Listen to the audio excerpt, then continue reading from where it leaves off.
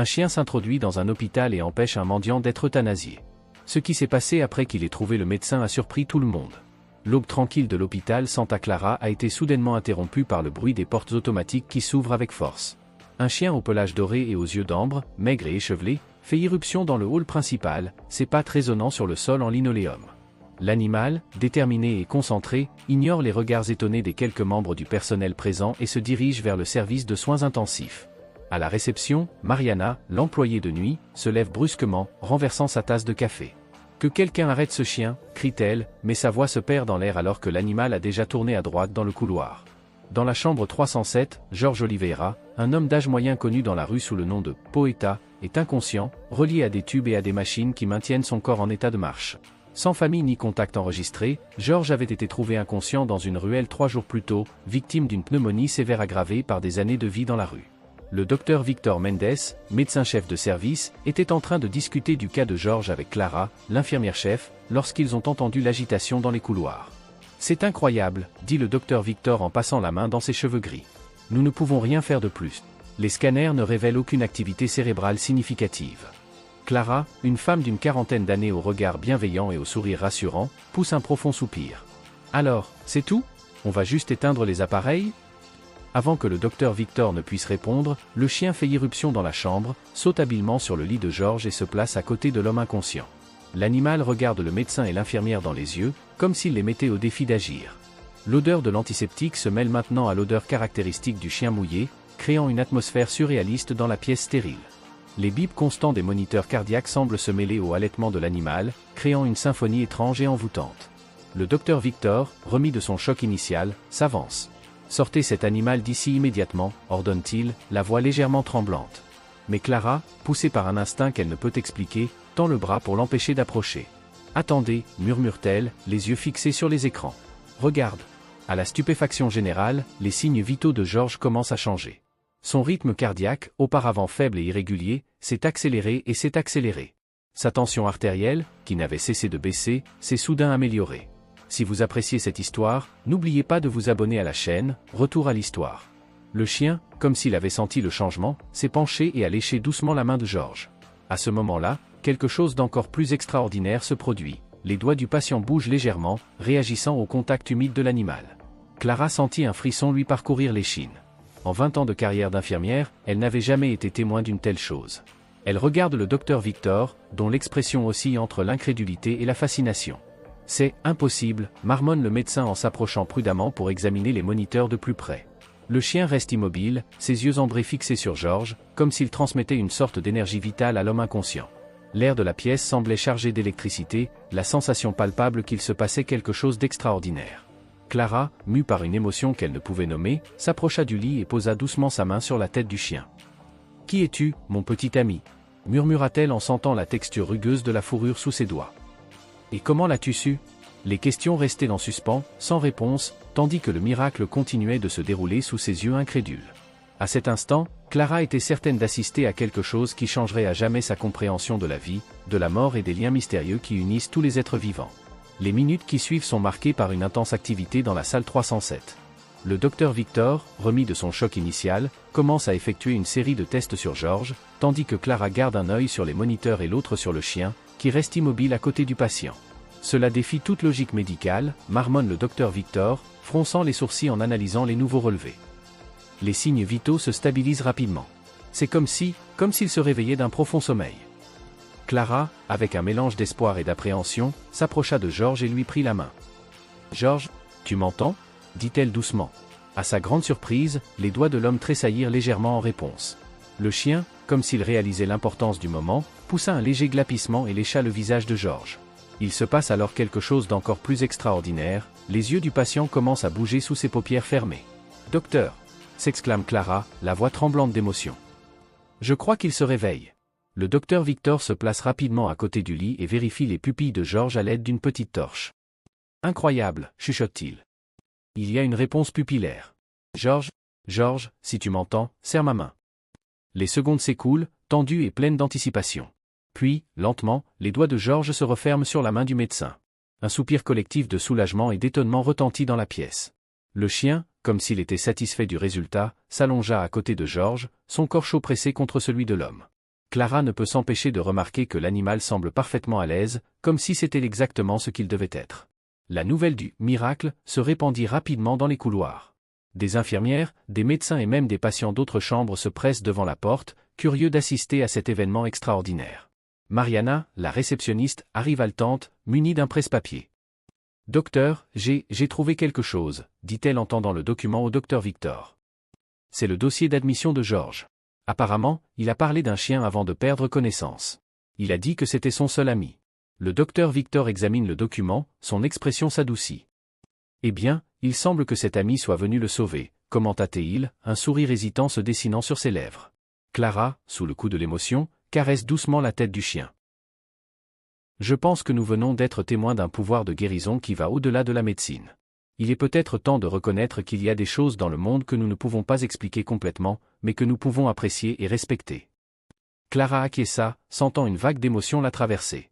Elle regarda Georges et Angèle, unis par un lien qui défiait la logique et transcendait les barrières entre les espèces. À cet instant, elle réalisa qu'elle se tenait devant quelque chose de vraiment spécial, une leçon vivante du pouvoir de l'amour, de la loyauté et de la connexion. Comment pensez-vous que vous réagiriez, demanda-t-elle doucement au docteur Victor, si vous étiez seul et sans espoir, et que quelqu'un, ou quelque chose, venait de si loin juste pour être à vos côtés? Le médecin est resté silencieux pendant un long moment, réfléchissant à la question. Je pense, répondit-il finalement, la voix lourde d'émotion, que cela me donnerait une raison de continuer à vivre. La preuve que, même si le monde semble sombre, il y a toujours de la lumière et de l'amour à trouver.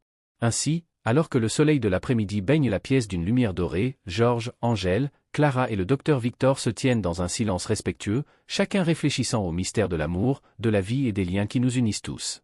Les semaines suivantes ont été marquées par une transformation remarquable, non seulement pour Georges, mais aussi pour l'ensemble de l'hôpital Santa Clara.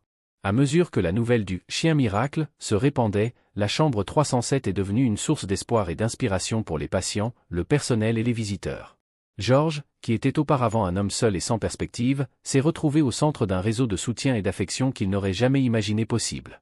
Sa guérison physique a progressé régulièrement, dépassant toutes les attentes médicales. Mais c'est sa transformation émotionnelle et spirituelle qui a le plus impressionné tout le monde. Clara, qui en est venue à consacrer une grande partie de son temps libre à Georges et Anjo, remarque un profond changement dans le visage de l'homme. Ses yeux, autrefois opaques de désespoir, brillent désormais d'une lumière nouvelle.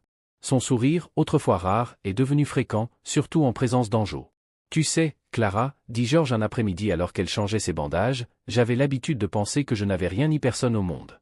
Que ma vie n'avait ni but ni valeur. Mais Angèle... » Il s'est arrêté, regardant affectueusement le chien qui dormait au pied du lit. Angèle m'a montré que j'avais tort.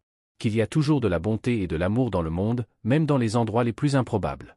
Clara sentit une boule dans sa gorge. « Georges, demanda-t-elle doucement, comment Angèle et vous vous êtes rencontrés pour la première fois ?»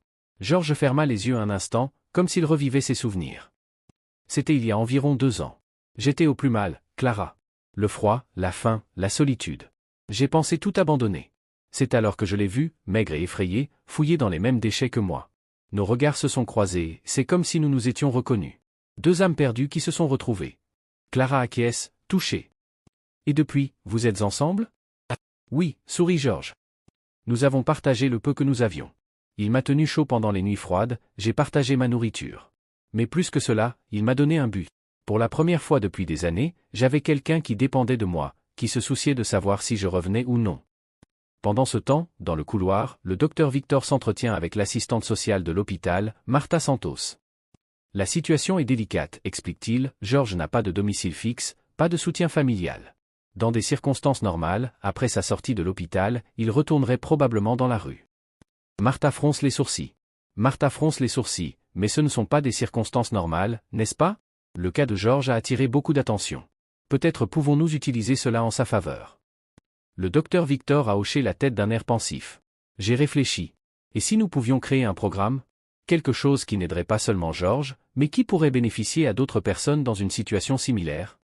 Les yeux de Martha brillent d'intérêt. Quel genre de programme avez-vous en tête, docteur? Quelque chose qui combine la réadaptation médicale et la réinsertion sociale, explique-t-il, son enthousiasme grandissant au fur et à mesure qu'il développe l'idée. Nous pourrions proposer un traitement continu, un logement temporaire, une formation professionnelle. Et qui sait, peut-être même une thérapie assistée par les animaux. Après tout, nous avons vu de nos propres yeux le pouvoir de guérison que peut avoir un animal. Martha affiche un large sourire. C'est génial, Docteur Victor. Nous pourrions l'appeler Projet Angèle, en l'honneur de notre héros canin. À l'intérieur de la chambre, oublieux des bavardages dans le couloir, Georges, Clara et Anjo formaient un tableau de sérénité et de connexion. Clara, qui termine les bandages, ne peut s'empêcher de demander « Georges, as-tu pensé à ce que tu feras quand tu sortiras de l'hôpital ?» Le sourire de Georges affaiblit un instant. Pour être honnête, Clara, j'ai peur d'y penser. L'idée de retourner dans la rue. Il marqua une pause, caressant distraitement les oreilles d'Angèle. Mais tu sais quoi ?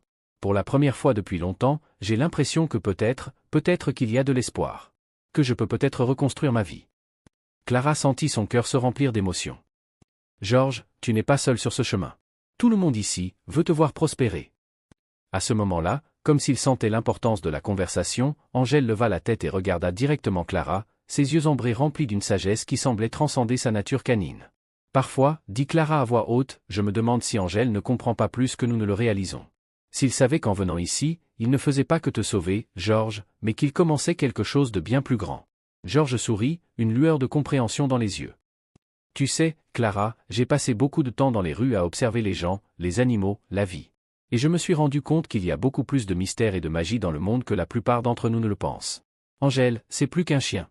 Il nous rappelle que l'amour, la loyauté et les liens peuvent surmonter tous les obstacles. Alors que le soleil commençait à se coucher, baignant la pièce d'une lumière dorée, Clara a ressenti un profond sentiment de gratitude et d'espoir. « Tu es un vrai héros, n'est-ce pas ?» murmura-t-elle. L'animal lui répond par un regard presque humain, plein d'intelligence et d'affection. Au cours de la matinée, Georges a continué à montrer des signes d'amélioration.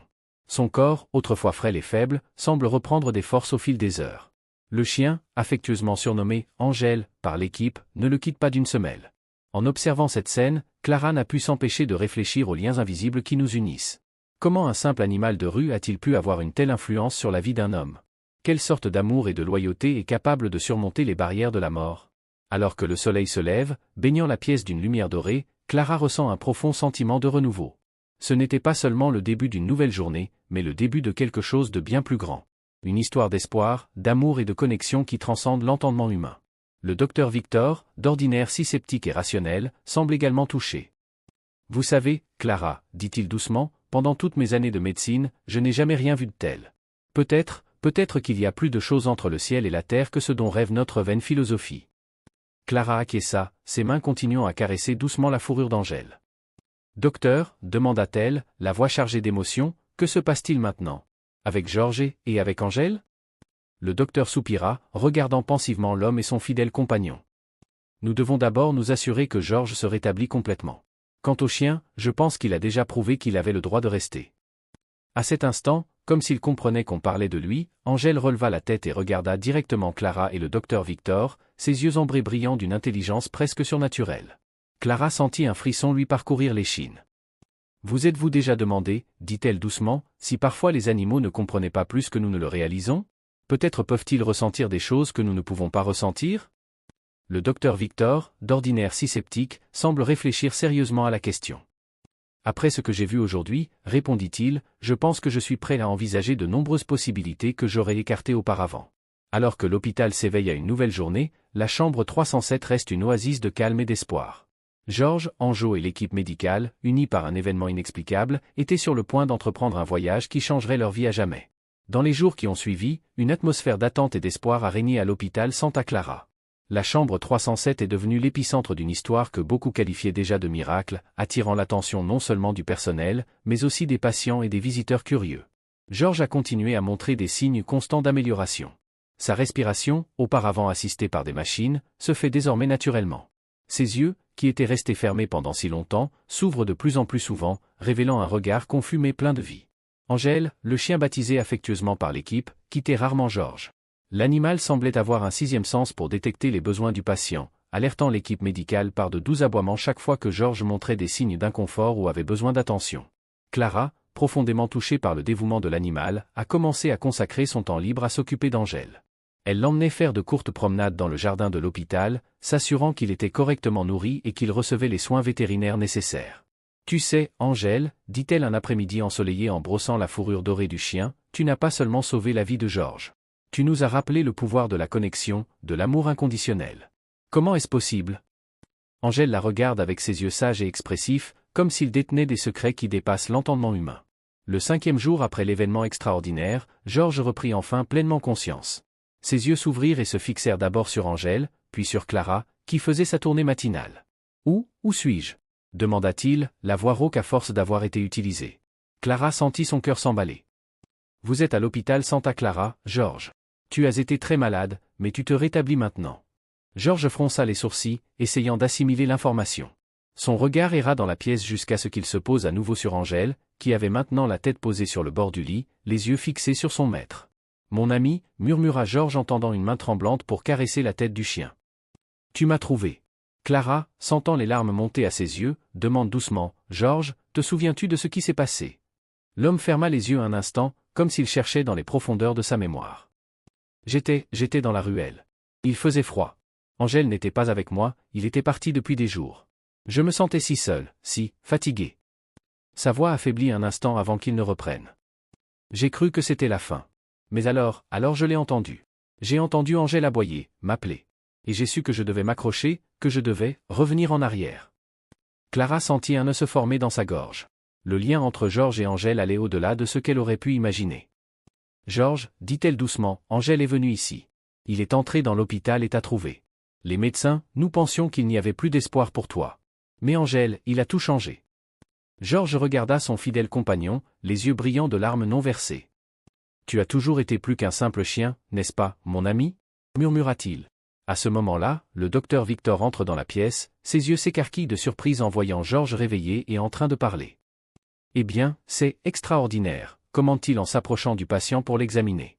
Tandis que le médecin effectue une série de tests, Clara ne peut s'empêcher de réfléchir à l'incroyable périple de ces derniers jours. Comment une situation apparemment sans espoir s'était transformée en une histoire d'amour, de loyauté et de guérison miraculeuse. « Docteur Victor, » demanda-t-elle doucement, « que se passe-t-il maintenant? Avec Georges et Angèle ?» Le docteur s'arrêta un instant, son regard alternant entre l'homme sur le lit et le chien fidèle à ses côtés.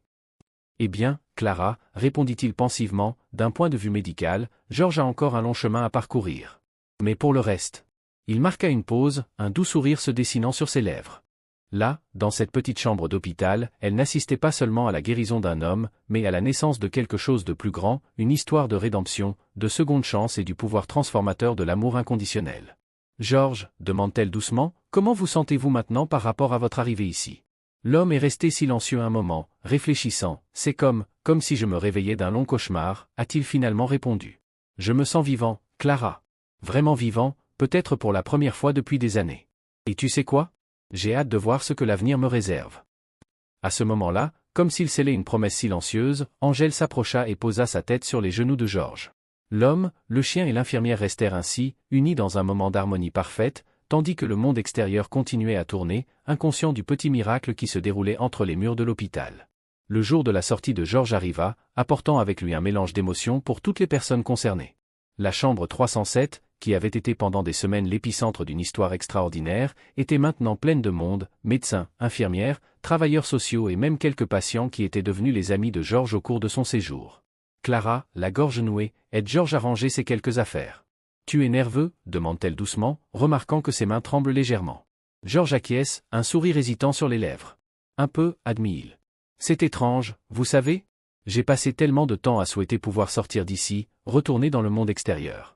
Mais maintenant j'ai peur. » Angèle, comprenant l'inquiétude de son maître, s'approcha et posa sa tête sur le genou de Georges, le regardant de ses yeux expressifs. « Et, mon pote, » murmure Georges en caressant les oreilles du chien. « Nous sommes dans le même bateau, n'est-ce pas ?»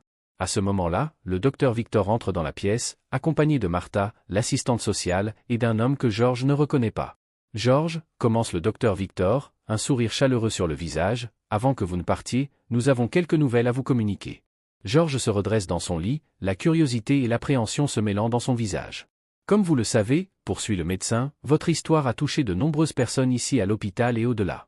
Elle nous a inspirés pour créer quelque chose de nouveau, quelque chose qui, nous l'espérons, pourra vous aider, vous, mais aussi beaucoup d'autres personnes dans des situations similaires. » Martha s'est avancée. « Georges, nous aimerions te présenter le projet Angèle, » dit-elle, les yeux brillants d'enthousiasme.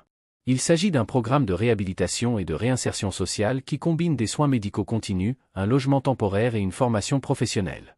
Georges cligna des yeux, essayant d'assimiler l'information. « Et c'est pour moi ?» demande-t-il avec hésitation. « Oui, Georges, » sourit Martha. « Tu seras notre premier participant. Mais l'idée est d'étendre le programme pour aider beaucoup d'autres personnes sans abri ou socialement vulnérables. L'inconnu qui était entré avec eux s'avance. Enchanté, Georges. Je m'appelle Roberto et je suis le coordinateur d'un centre d'hébergement communautaire dans la ville. Nous sommes partenaires du projet Angèle et nous aimerions vous offrir une place dans notre maison de transition. Georges regarde Clara, les yeux pleins d'eau. C'est vrai? C'est vrai? Murmure-t-il. Clara, luttant contre ses propres larmes, acquiesce. C'est vrai, Georges. C'est ta chance de repartir à zéro. Soudain, comme s'il réalisait l'ampleur du moment, Angèle se leva et aboya doucement, sa queue remuant avec enthousiasme. Le docteur Victor rit. Oh, et ne vous inquiétez pas, Georges. Angèle est également inclus dans le paquet. En fait, il fera partie intégrante du programme et participera à la thérapie assistée par l'animal pour les autres patients. Georges est resté silencieux pendant un long moment, regardant tous les visages de la pièce, Anjo, et finalement ses propres mains. Lorsqu'il parla enfin, sa voix était étranglée par l'émotion. Je ne sais pas quoi dire. Il y a quelques semaines, j'étais prêt à tout abandonner. Et maintenant? Clara s'approche et pose une main douce sur son épaule. Maintenant, tu as une deuxième chance, Georges. L'occasion non seulement de reconstruire ta propre vie, mais aussi d'aider les autres à faire de même. Georges acquiesça lentement, une détermination croissante dans ses yeux. Je ne vais pas gâcher cette chance, dit-il fermement. Je vais faire en sorte qu'elle compte. Pour moi, pour Angèle et pour tous ceux qui ont cru en moi. Alors que le groupe discute des aspects pratiques du programme, Clara ne peut s'empêcher de réfléchir à l'incroyable voyage qui les a menés jusqu'ici. D'un moment de désespoir presque fatal à ce nouveau départ plein d'espoir et de possibilités. Georges, a-t-elle demandé doucement, comment vous sentez-vous maintenant, sachant que votre histoire a inspiré quelque chose d'aussi grand? Georges est resté pensif pendant un moment. C'est surréaliste, a-t-il répondu. Mais tu sais quoi, Clara? Cela me fait penser à toutes les autres personnes qui pourraient se sentir comme moi. Seules, sans espoir. Et maintenant, grâce à Anjo, grâce à vous tous, nous pouvons peut-être les atteindre. Leur montrer qu'il y a toujours de la lumière, même dans les ténèbres les plus profondes. À cet instant, comme pour sceller le début de ce nouveau voyage, un rayon de soleil traversa la fenêtre, baignant la pièce d'une lumière chaude et dorée. Angèle, sentant le changement d'atmosphère, poussa un aboiement joyeux, comme pour se réjouir. Clara, en regardant la scène devant elle, Georges souriant, Angèle à ses côtés, et toute l'équipe unie dans un but plus grand, sentit une vague d'émotion la traverser. Ce n'était pas seulement la fin d'une histoire de guérison, mais le début de quelque chose de bien plus grand. Une histoire d'espoir, de seconde chance et du pouvoir transformateur de l'amour et de la compassion. Vous savez, dit-elle en s'adressant à toutes les personnes présentes, je pense que nous avons tous appris une leçon importante ici. Celle de ne jamais sous-estimer l'impact que peut avoir un acte de gentillesse. Les liens que nous tissons, même dans les circonstances les plus improbables, peuvent changer non seulement nos vies, mais aussi le monde qui nous entoure. Ainsi, alors que Georges s'apprêtait à faire ses premiers pas vers une nouvelle vie, l'hôpital Santa Clara se préparait à s'embarquer pour un voyage de transformation et d'espoir, inspiré par un homme, un chien et le miracle de l'amour inconditionnel. Les mois qui ont suivi la sortie de Georges ont été marqués par une transformation intense, non seulement pour lui, mais aussi pour toutes les personnes impliquées dans le projet Angèle. Le programme, initialement conçu comme une réponse à l'histoire extraordinaire de Georges et Anjo, a rapidement pris une vie propre, se développant et évoluant d'une manière que personne n'aurait pu prédire. Georges, désormais installé dans la maison de transition, s'est lancé à corps perdu dans sa nouvelle vie. Sous la direction patiente de Roberto et du personnel du foyer, il a commencé à réapprendre les compétences de base de la vie, des soins personnels à la gestion financière. Mais le plus impressionnant a été de voir comment il s'est épanoui dans son nouveau rôle de soigneur et d'assistant formateur d'Anjo.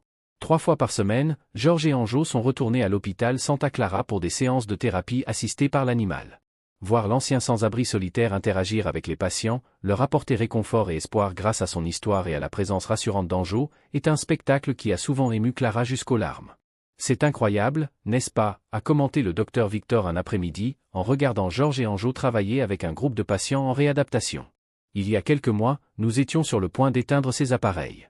Maintenant, regardez-le. Clara acquiesce, un doux sourire aux lèvres. C'est comme s'il avait trouvé sa raison d'être, répondit-elle.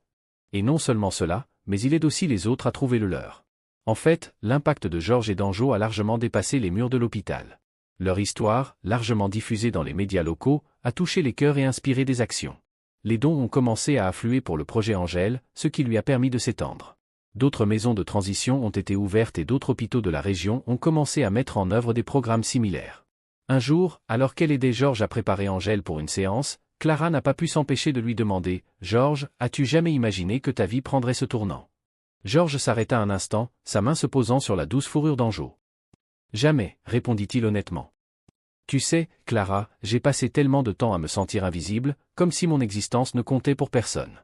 Et maintenant? Il marqua une pause, regardant les patients et le personnel qui passaient devant lui, dont beaucoup le saluaient d'un sourire chaleureux. Maintenant, j'ai le sentiment que chaque jour est une occasion de faire la différence dans la vie de quelqu'un. Clara sent ses yeux se remplir de larmes.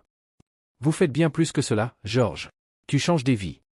À ce moment-là, Martha est apparue, le visage illuminé d'un sourire enthousiaste. George, Clara. J'ai une grande nouvelle, s'exclame-t-elle. Nous venons de recevoir un don important pour le projet Angèle. Et devinez quoi? Le donateur veut étendre le programme à la formation professionnelle des participants. Les yeux de George s'écarquillent. Les yeux de George s'écarquillent. C'est incroyable. Mais, pourquoi? Qui ferait une chose pareille? Martha sourit d'un air mystérieux. Le donateur préfère rester anonyme. Mais il a laissé un message disant qu'il avait été inspiré par ton histoire, George. Par la façon dont Anjo et toi avez prouvé que l'amour et une seconde chance peuvent tout changer. Tandis que George digère la nouvelle, Clara ne peut s'empêcher de réfléchir à la chaîne d'événements qui les a menés là. Comment un simple acte d'amour, un chien déterminé à sauver son maître, avait déclenché une vague de gentillesse et de transformation qui continuait à se propager. George, demanda-t-elle doucement, qu'est-ce que cela fait de savoir que votre voyage inspire tant de gens? George resta silencieux un moment, sa main caressant distraitement les oreilles d'Angèle. Lorsqu'il parla enfin, sa voix était chargée d'émotion. C'est bouleversant, pour être honnête. Mais tu sais quoi, Clara? Cela me fait réfléchir. Si moi, qui étais au plus bas, j'ai pu trouver un nouveau but, imagine combien d'autres personnes peuvent en faire autant. Peut-être que c'est ça le vrai miracle. Pas seulement ma guérison, mais la chance de montrer qu'il y a toujours de l'espoir, peu n'importe à quel point la nuit semble sombre. Clara acquiesça, sentant une vague d'émotion la traverser. Tu as raison, George. Et je pense que c'est la leçon la plus précieuse que nous avons tous apprise de toi et d'Angèle. L'amour, la compassion et la foi dans le potentiel humain peuvent vraiment changer le monde, un cœur à la fois. Alors que le soleil de l'après-midi baigne le couloir de l'hôpital d'une lumière dorée, George, Clara, Martha et Anjo se tiennent là, unis non seulement par leurs expériences partagées, mais aussi par une vision commune d'un avenir plus lumineux et plus compatissant. Un avenir qui, grâce à un homme et à son fidèle ami canin, semble désormais non seulement possible, mais inévitable. Le premier anniversaire du projet Angèle est arrivé plus vite que quiconque aurait pu l'imaginer. Ce qui avait commencé comme une réponse improvisée à une situation extraordinaire s'était transformé en un programme solide aux multiples facettes, touchant des centaines de vies à travers la ville. L'hôpital Santa Clara était décoré de façon festive pour l'occasion. Des bannières colorées pendaient dans les couloirs, et le hall principal avait été transformé en un espace de célébration, avec des tables chargées de nourriture et une petite scène improvisée. George, vêtu d'une chemise propre et bien repassée, un look qui le surprend encore lorsqu'il se regarde dans le miroir, est au centre de l'attention. À ses côtés, comme toujours, se trouve Angèle, qui porte désormais un bandana festif autour du cou. Clara, qui observe la scène de loin, ne peut s'empêcher de sourire devant la transformation de George. Ce n'était pas seulement son apparence physique qui avait changé, il y avait une confiance dans son attitude, une lumière dans ses yeux qui parlait d'un espoir renouvelé et d'un but trouvé. C'est incroyable, n'est-ce pas, dit une voix à côté de lui. C'est le docteur Victor, dont les yeux brillent d'un mélange de fierté et d'admiration. Parfois, je dois encore me pincer pour croire que tout cela est réel. Clara acquiesce, touchée. Qui aurait pu penser que cette nuit chaotique où Angèle a envahi l'hôpital mènerait à tout cela? À ce moment-là, Martha est montée sur la petite scène, demandant l'attention de tout le monde. Bienvenue, chers amis, commence-t-elle, la voix chargée d'émotion. Nous sommes ici aujourd'hui pour célébrer non seulement la première année du projet Angèle, mais aussi pour honorer le pouvoir des secondes chances, de la compassion et de l'espoir. Alors que Martha présente des statistiques impressionnantes sur l'impact du programme, des dizaines de personnes réhabilitées, des emplois trouvés, des vies reconstruites, Clara ne peut s'empêcher de remarquer les expressions sur les visages autour d'elle. Il y avait des larmes, des sourires, des regards déterminés. Chaque personne présente a été touchée d'une manière ou d'une autre par le voyage extraordinaire qui a commencé avec un homme et son chien. Et maintenant, poursuit Martha, j'aimerais appeler sur scène l'homme qui, avec son fidèle compagnon à quatre pattes, a inspiré tout cela. George, s'il vous plaît. Sous de chaleureux applaudissements, George est monté sur scène, Angèle fidèlement à ses côtés. Pendant un moment, il semble accablé, ses yeux scrutant la foule. Puis, se raclant la gorge, il commença à parler. Il y a un an, sa voix tremblait légèrement, j'étais un homme sans espoir, sans avenir. Je pensais que ma vie ne valait rien, que personne ne se souciait de ma vie ou de ma mort. Il fit une pause, caressant la tête d'Angèle. Mais ce gars-là, il a refusé de m'abandonner. Et grâce à lui, j'ai découvert qu'il y avait tout un monde de gens prêts à me tendre la main, à m'offrir une seconde chance. George a poursuivi en racontant son parcours, les défis qu'il a relevés et les victoires qu'il a remportées. Il a parlé des autres participants au programme et a expliqué comment le fait de voir leur vie se transformer l'a inspiré chaque jour à continuer à se battre. Ce que j'ai appris, a-t-il conclu, c'est qu'aucun d'entre nous n'est vraiment seul. Qu'il y a de la bonté et de la compassion dans le monde, parfois dans les endroits les plus inattendus. Et que chacun d'entre nous a le pouvoir de faire la différence, d'être cette lumière dans l'obscurité pour quelqu'un. Lorsque George a terminé, il n'y avait pas un œil sec dans la salle. Clara, qui luttait contre ses propres larmes, regardait les gens s'approcher de lui offrir des étreintes, des mots d'encouragement et de gratitude. Plus tard, alors que la célébration commençait à se terminer, Clara a trouvé un moment pour parler à George en privé. « Tu dois être très fier, lui dit-elle doucement. Regarde tout ce que tu as accompli. » George sourit, un sourire sincère qui illumine tout son visage. « Tu sais, Clara, a-t-il répondu, ce qui me touche le plus, ce n'est pas ce que j'ai accompli, mais ce que j'ai vu d'autres accomplir. Chaque réussite, chaque vie transformée, c'est comme si Angèle avait déclenché une réaction en chaîne d'espoir. » Clara acquiesce, comprenant profondément. C'est vrai. Et je pense que c'est là toute la beauté du projet Angèle. Il ne s'agit pas seulement d'aider des individus, mais de créer une communauté de soutien, de montrer que nous méritons tous une seconde chance. Alors que le soleil commence à se coucher, jetant une lueur dorée à travers les fenêtres de l'hôpital, George, Clara et Anjo se tiennent là, contemplant l'avenir. La première année du projet Angèle avait été extraordinaire, mais ils pensaient tous que ce n'était que le début. « Que pensez-vous que l'année prochaine nous réserve ?» demanda Clara, la voix pleine d'impatience. George regarda Anjo, qui lui rendit son regard avec cette sagesse canine qui semble transcender les mots. « Je ne suis pas sûr, répondit-il honnêtement. Mais je sais que tant que nous continuerons à croire au pouvoir de la compassion et des secondes chances, le ciel sera la limite. » Ainsi, alors que la nuit tombait sur l'hôpital de Santa Clara, un sentiment de possibilité planait dans l'air. Le projet Angèle, né d'un moment de désespoir et de salut, était devenu une lueur d'espoir pour toute la communauté. Et avec chaque vie touchée, avec chaque histoire de rédemption, le monde est devenu un endroit un peu plus lumineux et plus compatissant. 5 années se sont écoulées depuis cette nuit fatidique où Angèle a envahi l'hôpital Santa Clara, changeant à jamais le cours d'innombrables vies. Le Progetto Anjo, qui avait commencé comme une petite initiative locale, s'était développé en un réseau national de programmes de réhabilitation et de réinsertion sociale. Par un dimanche matin ensoleillé, le parc central de la ville était bondé de monde, tous réunis pour un événement spécial, l'inauguration du premier centre communautaire Angèle, un espace destiné à offrir un soutien continu, une formation professionnelle et une thérapie assistée par les animaux aux personnes en situation de vulnérabilité. George, aujourd'hui directeur exécutif du Progetto Anjo, se tenait au centre de la scène improvisée, Anjo fidèlement à ses côtés. Bien que les années aient laissé quelques poils gris dans sa fourrure dorée, le chien avait toujours le même regard sage et aimant qui avait captivé tant de cœurs. « Bienvenue, mes amis », commença George, la voix forte et assurée, si différente de l'homme hésitant d'il y a quelques années. « Nous sommes ici aujourd'hui non seulement pour inaugurer un bâtiment, mais aussi pour célébrer le pouvoir de la compassion, de la persévérance et des secondes chances. » Parmi la foule, Clara et le docteur Victor regardent avec fierté. Clara, aujourd'hui coordinatrice du programme de thérapie assistée par les animaux de l'hôpital, a senti son cœur déborder d'émotion en voyant à quel point George avait grandi. « Que savez-vous » murmure le docteur Victor, un sourire aux lèvres. D'un patient au bord de la mort à un leader inspirant. C'est presque difficile à croire. Clara acquiesce, se souvenant parfaitement de cette nuit chaotique, il y a 5 ans. C'est vrai. Mais savez-vous ce qui est le plus incroyable ? L'effet domino qu'il a provoqué. Combien de vies ont été transformées à cause de ce moment ? Tandis que George poursuit son discours, partageant ses réussites et ses projets pour l'avenir, Clara ne peut s'empêcher de réfléchir à l'extraordinaire voyage qui les a menés jusqu'ici. Chaque défi relevé, chaque obstacle surmonté, était devenu un tremplin vers quelque chose de plus grand. Et rappelez-vous, a conclu George, la voix chargée d'émotion, qu'aucun d'entre nous n'est seul sur ce chemin. Chacun d'entre vous, chaque personne qui a été touchée par le projet Angèle, fait partie de cette famille. Ensemble, nous pouvons continuer à répandre l'espoir et à transformer des vies. Sous des applaudissements enthousiastes, George a coupé le ruban, inaugurant officiellement le centre communautaire Angèle. Les portes se sont ouvertes, révélant un espace accueillant et plein de possibilités. Plus tard, alors que les gens explorent le nouveau centre, Clara trouve un moment pour parler à George en privé. « George », commence-t-elle d'une voix douce, en repensant à tout ce qui s'est passé, « comment vous sentez-vous » George resta silencieux pendant un moment, sa main reposant sur la tête d'Angèle.